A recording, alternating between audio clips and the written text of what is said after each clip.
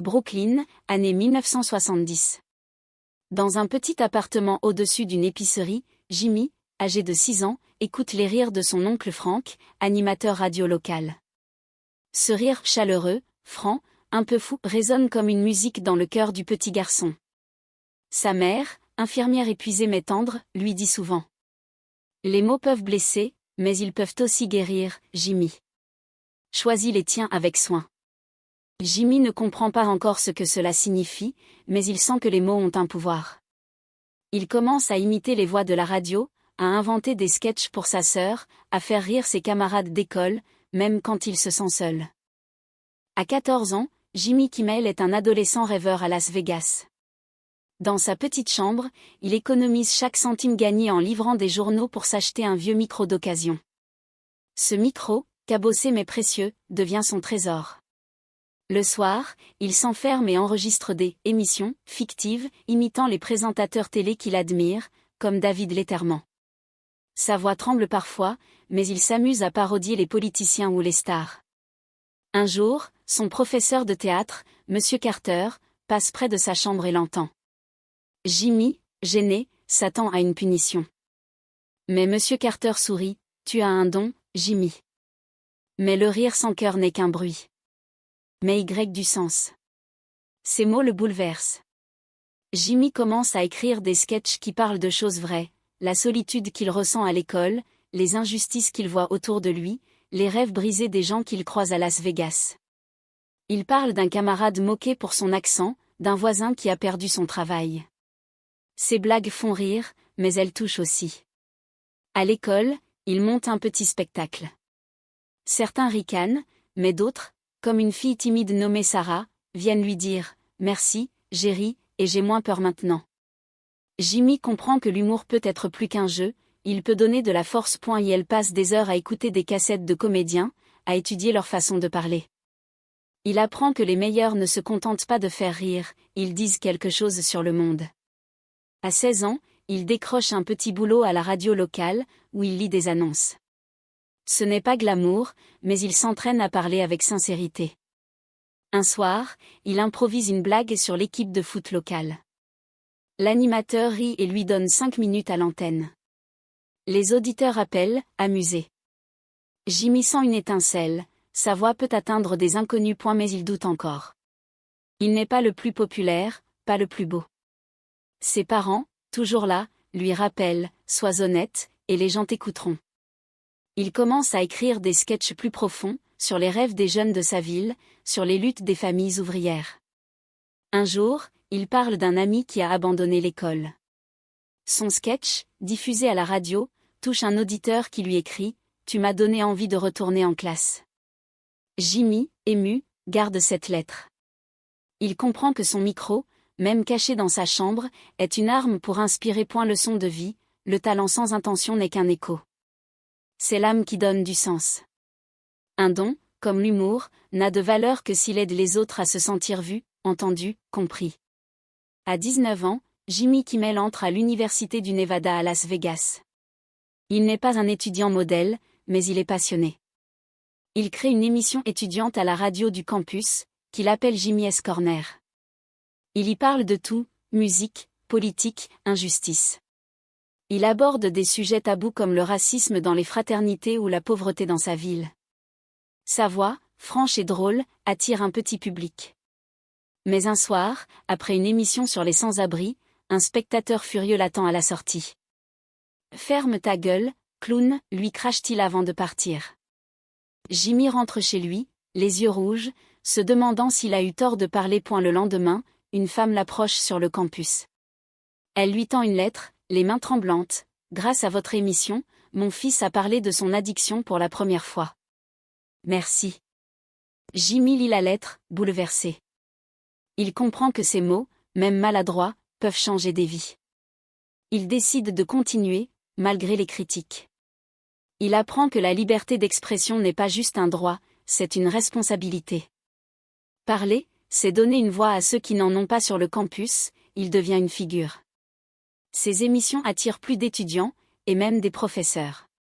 Il invite des gens ordinaires, un gardien qui raconte sa vie, une étudiante qui parle du sexisme. Chaque émission est un défi, il veut faire rire, mais aussi réfléchir. Un jour, il organise un débat sur la politique locale. La salle est pleine, mais l'ambiance est tendue. Certains l'accusent de « trop parler ». Pourtant, une jeune fille lui dit après « Vous m'avez donné envie de voter ». Jimmy sent que sa voix compte. Et elle commence à rêver plus grand. Il envoie des cassettes de ses émissions à des stations de radio à Los Angeles. La plupart l'ignorent, mais il persévère. Il travaille comme serveur pour payer ses factures, tout en écrivant des sketchs la nuit. Un soir, il lit un poème qu'il a écrit sur les rêves brisés des jeunes.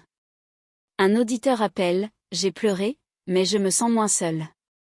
Ces mots deviennent son carburant. Jimmy comprend que la scène, même petite, est un endroit où il peut faire une différence. Leçon de vie, parler, ce n'est pas juste s'exprimer. C'est tendre la main à ceux qui se taisent. La liberté d'expression est un pont entre les cœurs, un moyen d'aider les autres à trouver leur voie. À 25 ans, Jimmy Kimmel prend un risque fou, il quitte Las Vegas pour Los Angeles avec seulement $200 et un sac de vêtements. Il dort dans sa vieille voiture, garée près d'une station-service, et mange des sandwichs bon marché. Il envoie des cassettes de ses sketchs à toutes les chaînes et stations de radio, mais les refus s'accumulent. Trop sincère, pas assez glamour, lui dit-on. Jimmy doute, mais il refuse d'abandonner. Il décroche un boulot de DJ de nuit dans une petite radio, à 3 heures du matin, où il parle à une poignée d'auditeurs, des chauffeurs, des insomniaques, des rêveurs comme lui. Et elle surnomme son émission The Night Watch et y parle de tout, la guerre en Irak, les peurs des jeunes, ses propres échecs. Les auditeurs commencent à l'appeler « le veilleur de nuit ». Une femme lui écrit « Votre voix m'a tenu compagnie après la mort de mon mari ». Ces mots le bouleversent. Jimmy comprend que même à 3 heures du matin, ses paroles peuvent apaiser. Il travaille sans relâche, enchaînant les petits boulots le jour et les émissions la nuit. Un producteur, ému par sa persévérance, lui donne une chance sur une radio plus grande, Croc. Là, il devient Jimmy le Sporgy, mêlant humour et commentaires sociaux. Mais Los Angeles est dur. Les factures s'accumulent, et le doute grandit. Un soir, seul dans sa voiture, il relit une vieille lettre de sa mère. Continue, Jimmy. Ta voix est ta lumière. Ces mots le poussent à écrire des sketchs plus audacieux. Il parle des sans-abri qu'il croise, des rêves brisés des artistes à Hollywood. Un auditeur, un jeune musicien, lui dit « Grâce à vous, je n'ai pas abandonné ma guitare ». Jimmy sent qu'il a trouvé sa place, même dans l'obscurité de la nuit. Leçon de vie, parfois, c'est dans l'obscurité qu'on trouve sa lumière. Les moments les plus durs révèlent notre force, si on refuse de baisser les bras. En 2003, à 35 ans, Jimmy Kimmel réalise son rêve, il lance Jimmy Kimmel Live. Sur EBC. Son talk show, diffusé tard le soir, mélange humour, interview et émotion. Il invite des stars comme Will Ferrell, mais aussi des héros ordinaires, une enseignante qui aide des enfants pauvres, un pompier blessé en service. Un soir, il fait pleurer Johnny Depp en parlant de la mort de son père, dans un moment brut et sincère. Une autre fois, il dénonce une loi injuste sur l'immigration, la voix tremblante mais ferme. Les critiques grognent, il se prend trop au sérieux. Mais les téléspectateurs répondent, enfin quelqu'un qui parle comme nous. Son émission devient un phénomène. Les segments comme Mean Tweet, où des stars lisent des insultes hilarantes, font des millions de vues sur YouTube. Mais Jimmy ne s'arrête pas au rire. Il parle de sujets sérieux, le racisme, la pauvreté, l'accès à l'éducation. Un soir, il invite un réfugié syrien qui raconte son histoire. Le public, ému, applaudit debout.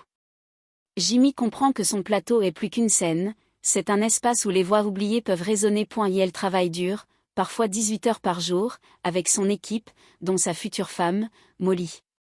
Il doute souvent, est-il à la hauteur? Mais les lettres des fans le portent. Une adolescente lui écrit « Vous m'avez appris que je peux être drôle et sérieuse à la fois ». Jimmy garde ces mots près de lui. Il sait que son émission n'est pas parfaite, mais elle est vraie. Et c'est ce qui compte. Leçon de vie, la vérité n'a pas besoin de costume. Elle parle mieux en pyjama. Être soi-même, avec sincérité, touche plus que n'importe quel artifice.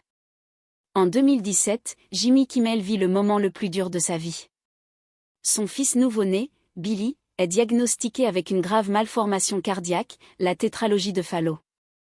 Pendant des semaines, Jimmy disparaît de l'antenne, passant ses journées à l'hôpital, tenant la main de sa femme, Molly. La peur le ronge, et si Billy ne survit pas? Il se sent impuissant, lui qui a toujours utilisé les mots pour guérir. Un soir, seul dans une salle d'attente, il relit un message de sa mère, « Les mots peuvent guérir ». Il décide de parler. Quand il revient à Jimmy Kimmel Live, il livre un monologue déchirant. La voix tremblante, il raconte l'opération de Billy, les nuits sans sommeil, et plaide pour l'accès universel à la santé. Aucun parent ne devrait choisir entre payer une facture et sauver son enfant, dit-il, les larmes aux yeux. Le monologue devient viral, vu des millions de fois.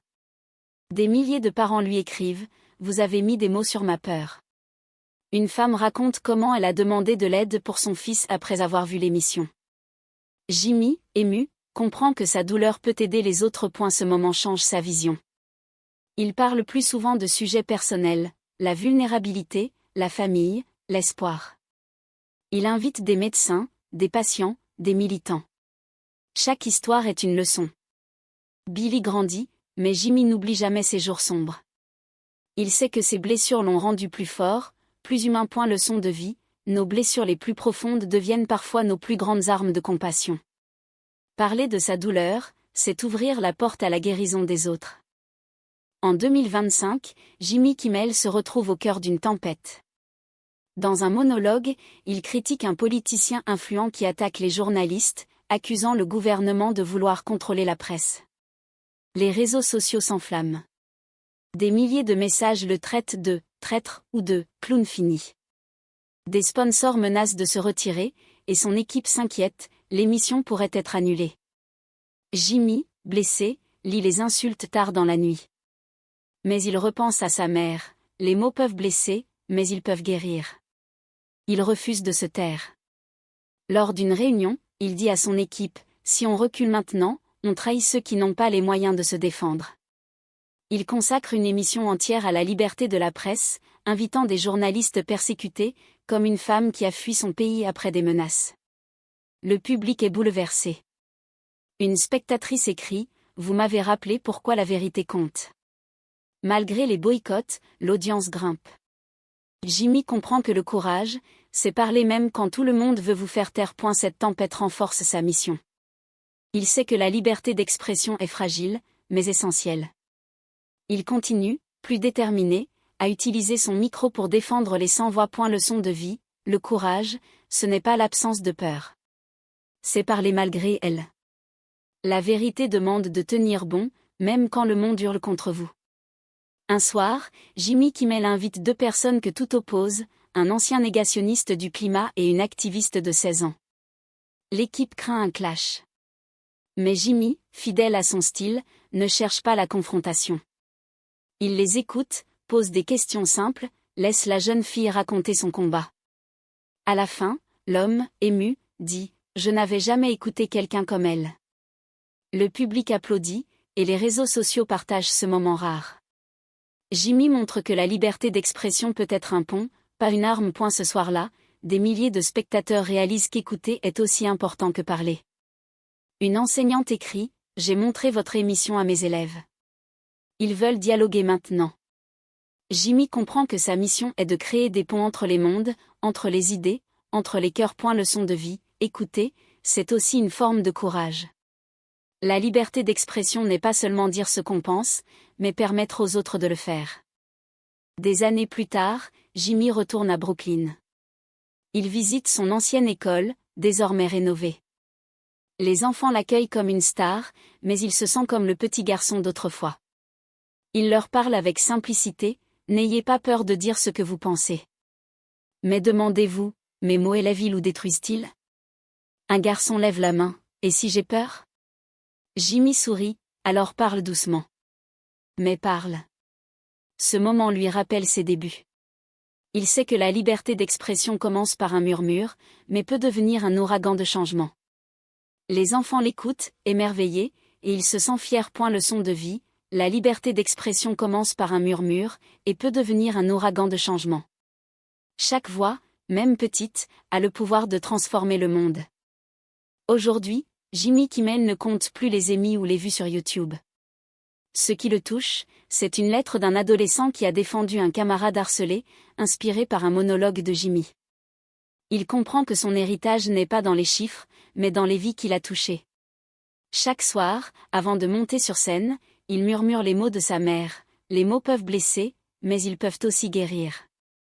Il sait que sa voix est un prêt du monde, à rendre en acte de bonté. En continuant à parler, à écouter, à unir, il laisse un héritage invisible mais éternel. Dernière leçon, notre voix n'est pas à nous. Elle est un prêt du monde, à rendre en acte de bonté. Chaque mot prononcé avec cœur peut changer une vie.